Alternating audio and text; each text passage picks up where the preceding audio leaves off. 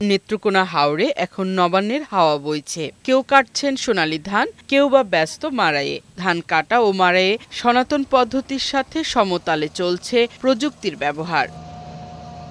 Combined harvester দিয়ে দ্রুত ধান কেটে নিচ্ছে কৃষক। এবছর আমন ধানের ফলন ও দাম ভালো পাওয়ার আশা কৃষকদের।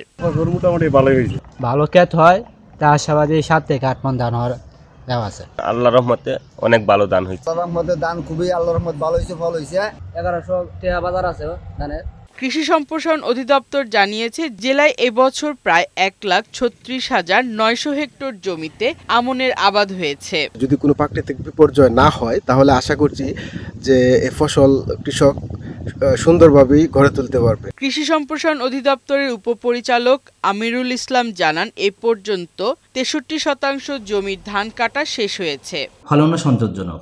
আমাদের যে উপসী ধানগুলো রয়েছে সেগুলো প্রায় 5 টন পার হেক্টর আমাদের উৎপাদন হচ্ছে, এবং যে হাইব্রিড যেটা ছিল সেটা কিন্তু আমাদের 6 থেকে 6.5 টন আমরা উৎপাদন পাচ্ছি। এবছর আমন উৎপাদনের লক্ষ্যমাত্রা পূরণ হবে বলে আশা করছে কৃষি বিভাগ। ফারহানা শিমু, বৈশাখী সংবাদ।